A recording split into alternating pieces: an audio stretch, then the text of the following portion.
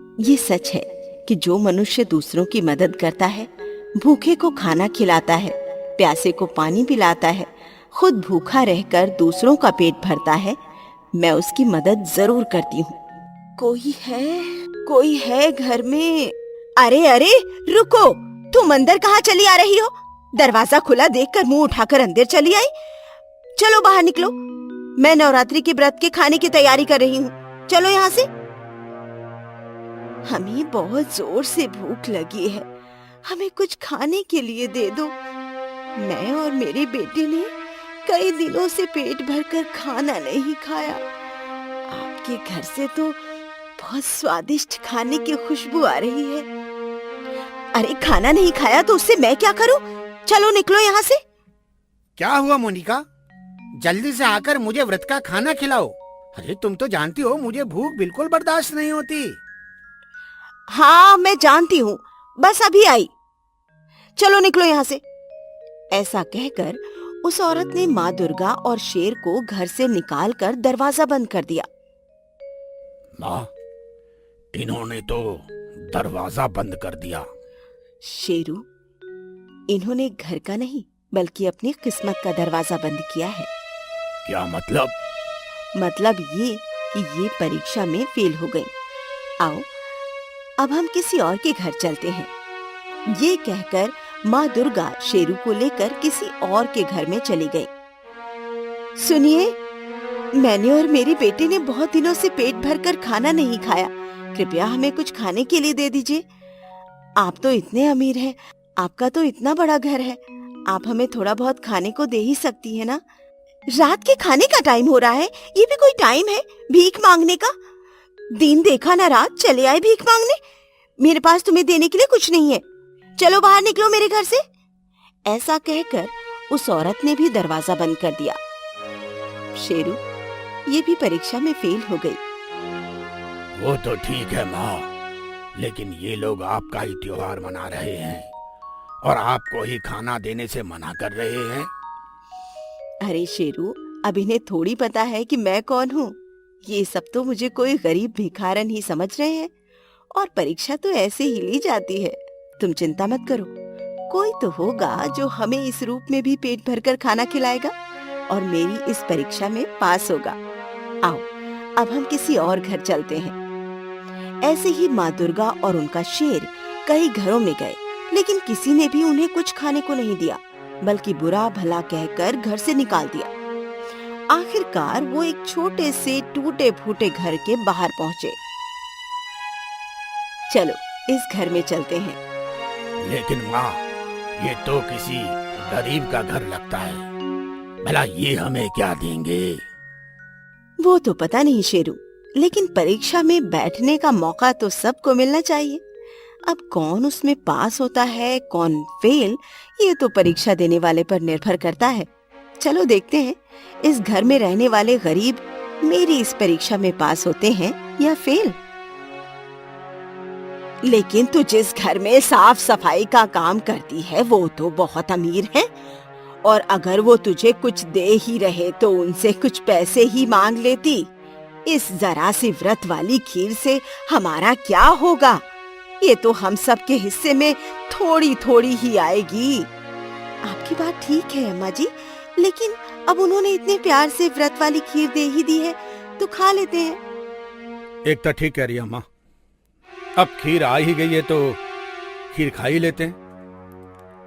हमें तो साधारण खीर खाए भी कितना समय हो गया, और अब अगर किस्मत में ये व्रत वाली खास खीर हमारे घर आ गई है तो इसे ही खा लेते हैं। वैसे ही हम गरीब मजदूरों के नसीब में कहाँ खीर खाना लिखा है।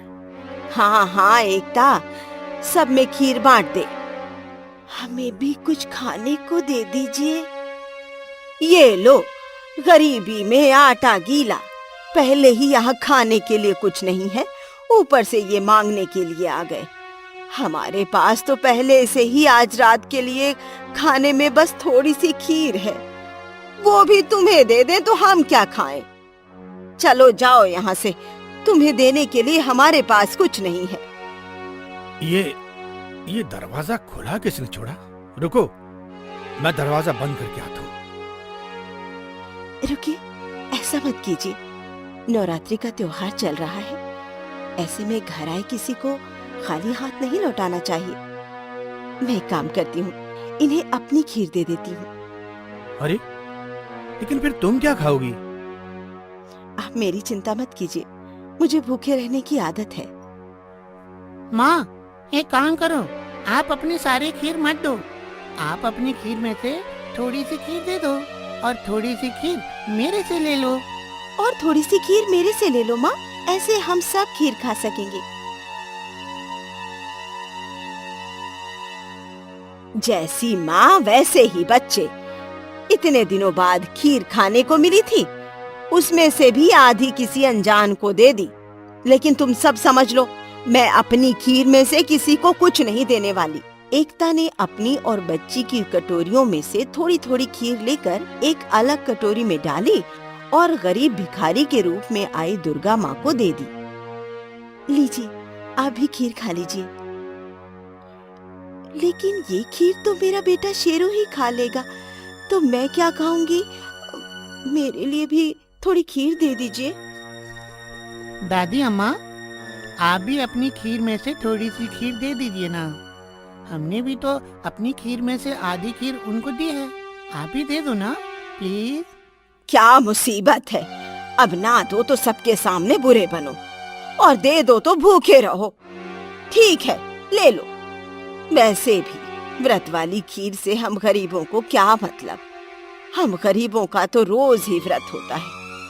आज भी रोज की तरह आधा पेट भरकर सो जाएंगे, और क्या। ये लो एकता, मेरी कटोरी में से आधी खीर ले लो।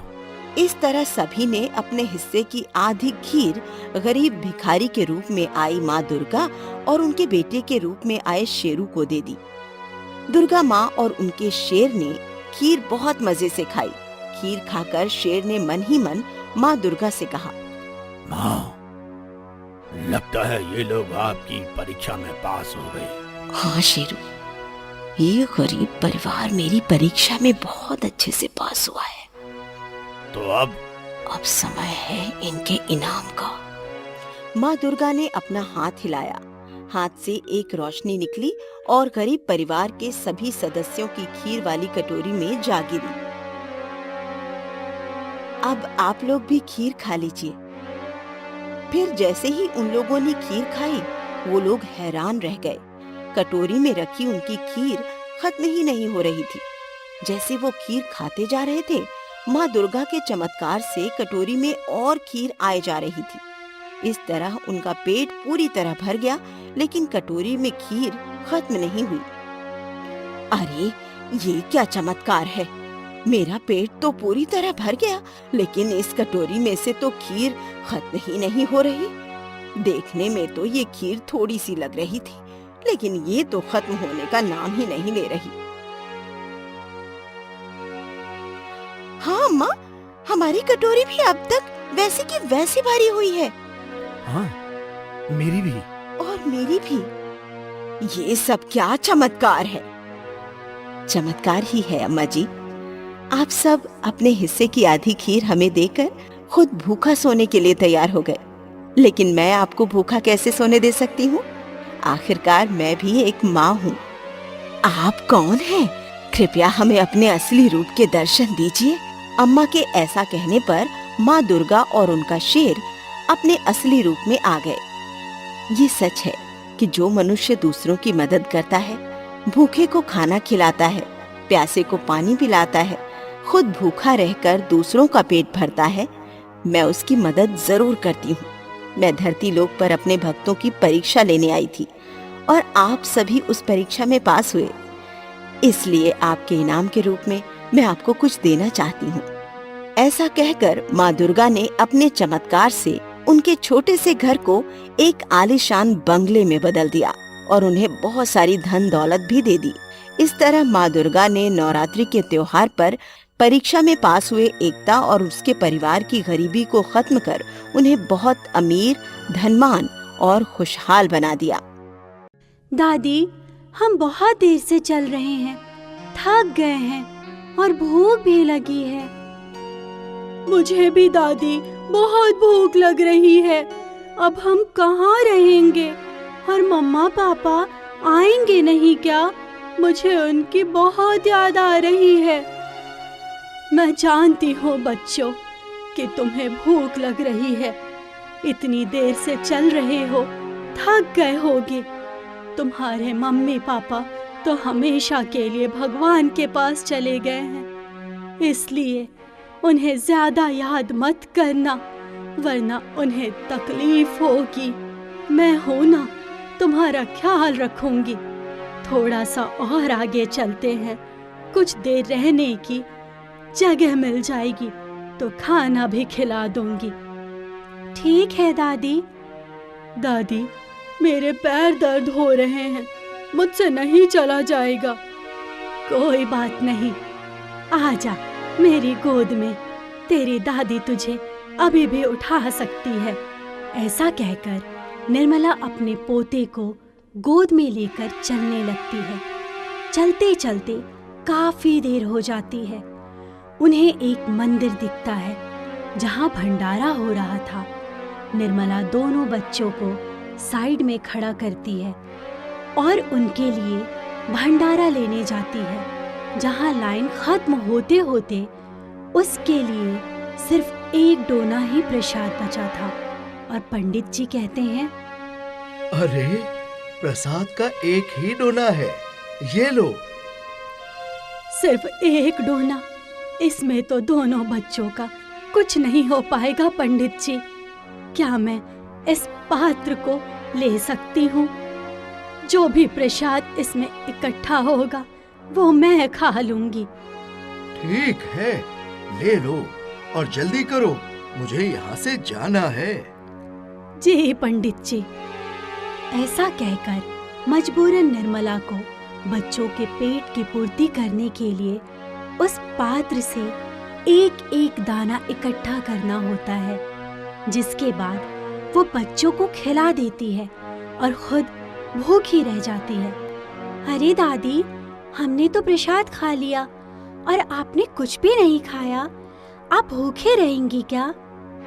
कोई बात नहीं बेटा, मैं बड़ी हूँ, 4 दिन तक भी भूखी रह सकती हूँ, लेकिन तुम छोटे बच्चों का सोचना पड़ता है ना। रात हो जाती है, रहने का कोई उचित स्थान नहीं मिलता, जिस कारण वो अपने पोते और पोती को मंदिर की सीढ़ियों पर ही अपनी गोदी में लिटा लेती है और थपथपा कर सुला देती है और खुद भी सो जाती है। अगली सुबह होते ही दूसरे पुजारी उसे वहां से हटा देते हैं, जिस वजह से वो फिर से अपने बच्चों के साथ भटकने लगती है। तो उन्हें एक खाली फूस की झोपड़ी मिल जाती है, जहां वो कहती है, कुछ भी सही, कम से कम से ढकने के लिए एक झोपड़ी तो मिली। चंदू चांदनी, से ढकने के लिए एक झोपड़ी तो मिली।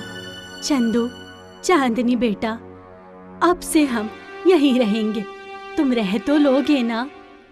दादी, आप परेशान मत होइए, हम यहाँ पर रह लेंगे। ऐसा बोलकर निर्मला वहाँ पर मिट्टी का चूल्हा बना लेती है। फिर बच्चों को झोपड़ी में छोड़कर पास के जंगल से छोटी मोटी लकड़ियाँ इकट्ठा कर और पेड़ से कटहल उतार लेती है, जो वो बच्चों को बनाकर खिला देती है। लेकिन खाने के लिए उन्हें फिर से भटकना पड़ जाता है। अपने पोता पोती को भूख से व्याकुल देखकर कहीं से निर्मला मदद मांगती है तो लोग उसे धिक्कार कर देते हैं। तभी एक दिन उसे शिव मंदिर में बहुत भीड़ लगी हुई मिलती है, जिससे उसे ज्ञात होता है, अरे महाशिवरात्रि है कल तो, और एक दिन पहले से ही इतनी भीड़ लगी है। मैं कल का उपवास करूंगी, पर बच्चों को फिर से कैसे खिलाऊंगी, और शिव जी का दूध से अभिषेक भी करना पड़ेगा, जिसके लिए फूटी कौड़ी हाथ में नहीं है। कोई नहीं, मैं लोगों के जूते साफ करूंगी, जिससे वो मुझे पैसे दे देंगे। दादी, आप क्या सोच रही हो? आप क्या करने वाली हो? बेटा, कल महाशिवरात्रि है, शिव जी के लिए दूध चाहिए और तुम बच्चों को भी तो कुछ खाना है ना, तो हम सिग्नल पर चलते हैं, आ जाओ। ऐसा बोलकर निर्मला अपने दोनों पोते पोती का हाथ पकड़कर सिग्नल की ओर साइड में बैठ जाती है। आइए आइए साहब, अपना जूता साफ करवा लीजिए, मैं बिल्कुल चमका दूंगी, सिर्फ 5 रुपए में। ए बूढ़ी अम्मा, जरा मेरा जूता चमकाना अच्छे से करना, शक्ल दिखनी चाहिए। हाँ हाँ बेटा, मैं अभी करती हूँ।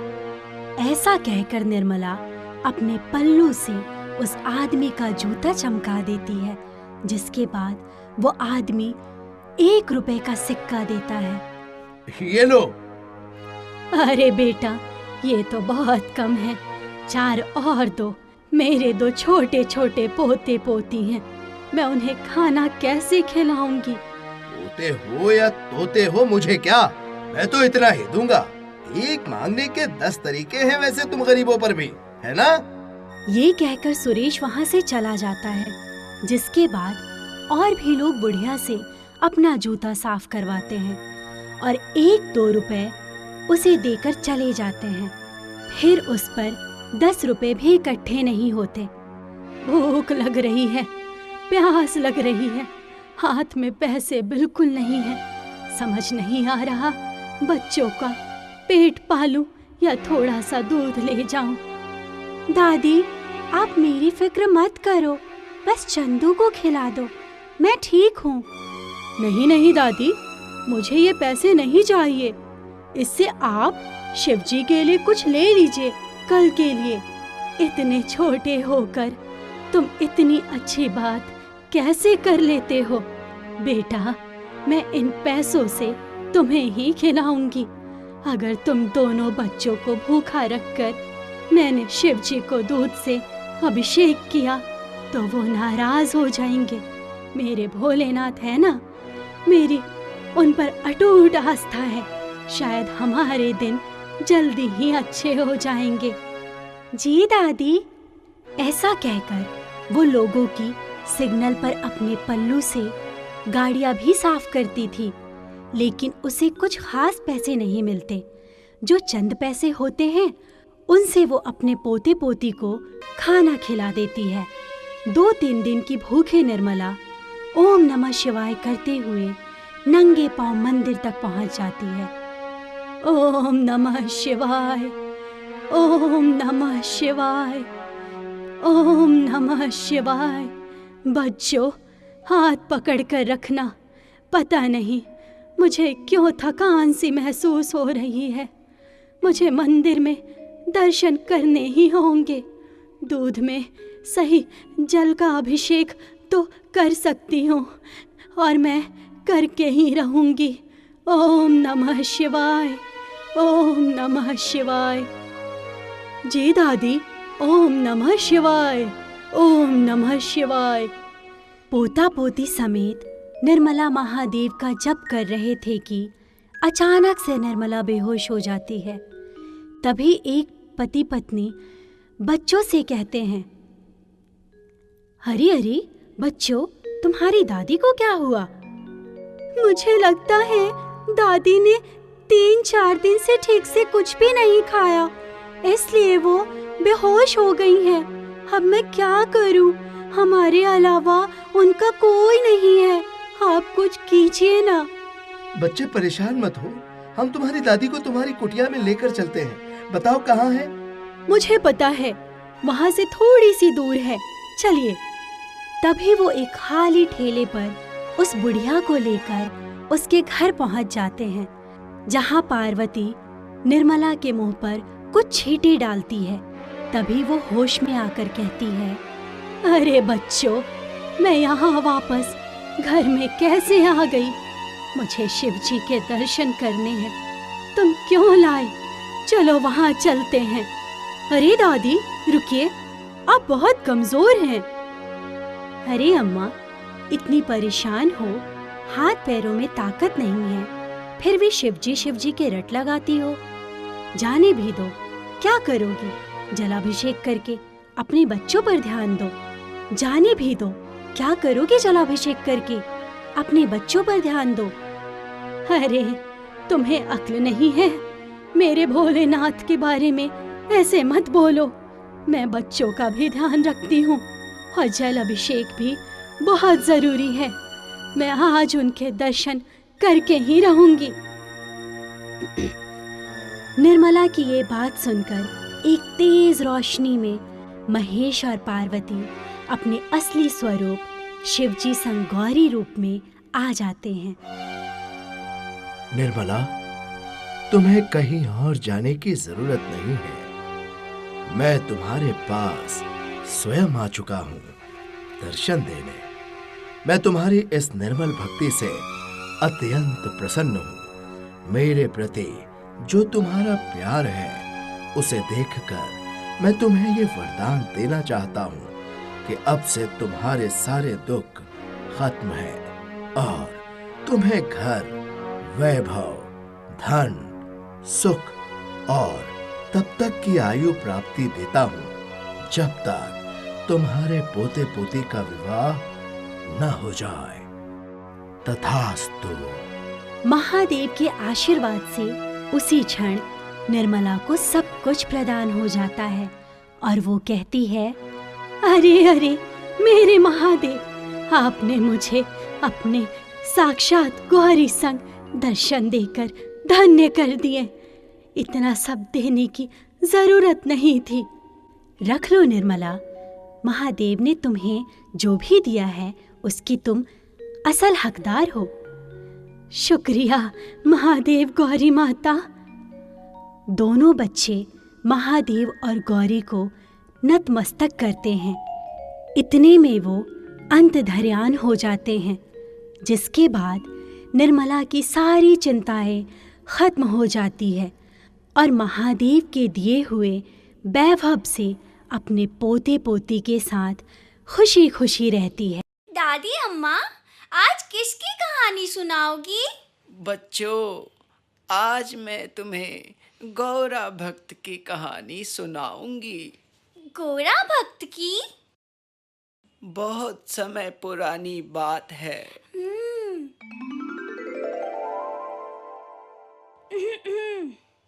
अरे वाह, आज तो दोनों माँ बेटे कृष्णा की आरती में आए हो।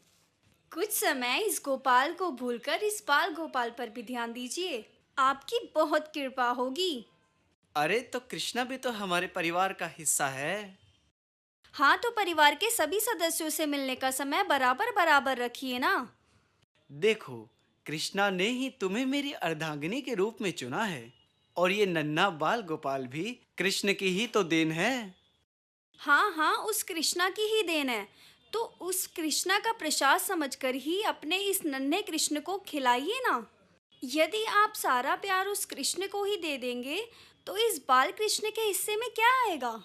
ये गीली मिट्टी। अरे लाओ, दे दो।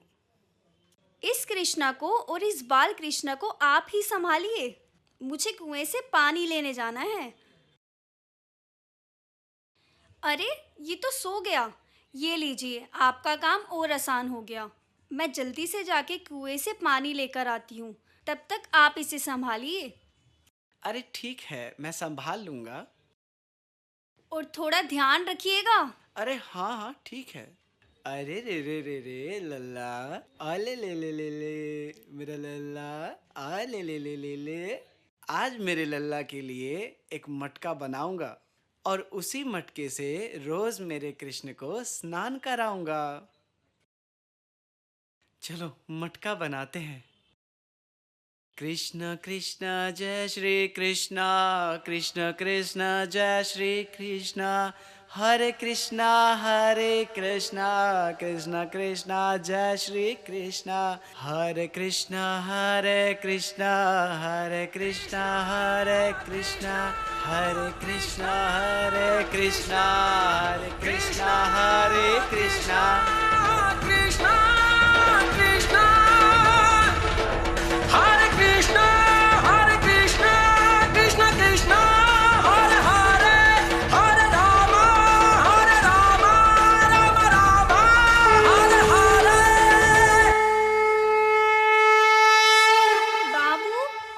बाबू हरे कृष्णा देखो, माँ आ गई। हरे कृष्णा बाबू, कृष्णा कृष्णा कृष्णा हाँ, हरे मेरा कृष्णा। बच्चा।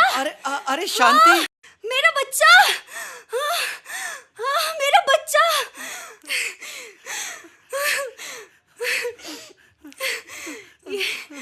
अरे अरे कैसे पिता हो तुम? तुमने अपने ही बच्चे को मार दिया। मेरा विश्वास करो शांति, बच्चा यहाँ कब आ गया मुझे कुछ ज्ञात नहीं। मुझे कुछ ज्ञात नहीं। अरे तुम्हें कैसे ज्ञात होगा? तुम तो अंधभक्त हो, जिसे अपने मासूम पुत्र का चेहरा तक नहीं दिखा। अपने ही पुत्र के प्राण लेने वाले पापी हो तुम। अरे नहीं शांति, नहीं।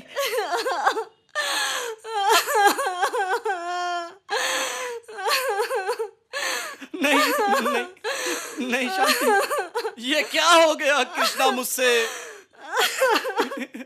कृष्णा कृष्णा, अभी भी उस कृष्णा का ही नाम ले रहे हो। तुम्हारी पूजा अर्चना से भी उसका पेट नहीं भरा, जो उसने हमारे बच्चे की ही बलि तुमसे मांग ली।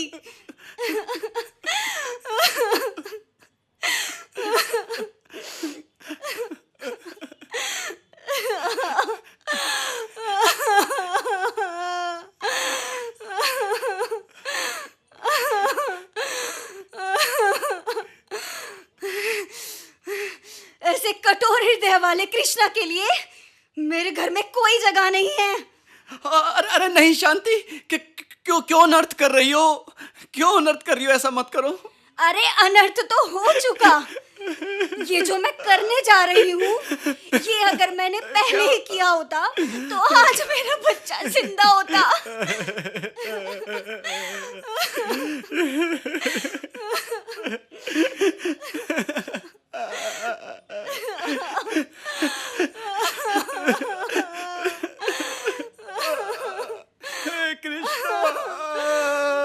अरे उस कृष्णा के चक्कर में तुमने मेरे बच्चे को मार डाला। हे कृष्णा, हे कृष्णा।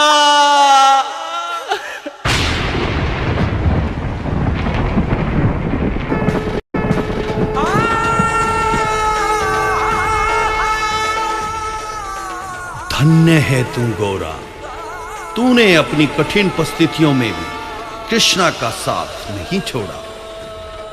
तुझ जैसे भक्त पर हमें गर्व है। मुझे क्षमा कर दीजिए कृष्णा, पर मैं आपके चरण स्पर्श नहीं कर सकती। चाहे आपको ये स्वार्थ लगे, बच्चा मरा है मेरा। तुम भी धन्य हो माते, अपने पुत्र के लिए तुम भगवान तक से लड़ने को तैयार हो गई। जैसे आपके लिए आपका पुत्र प्रिय है, वैसे ही मैं अपने पुत्र को दुखी नहीं देख सकता। कृष्णा कृष्णा कृष्णा कृष्णा कृष्णा कृष्णा कृष्णा कृष्णा हरे कृष्णा कृष्णा कृष्णा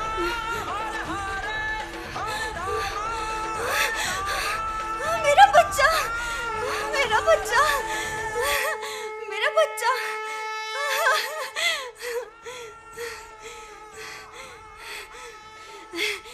कृष्ण ने हमारा बच्चा बचा लिया।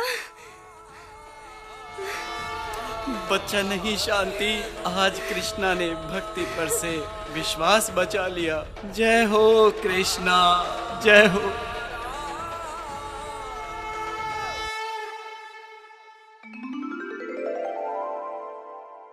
अरे वाह! देखा बच्चों, हाँ दादी माँ।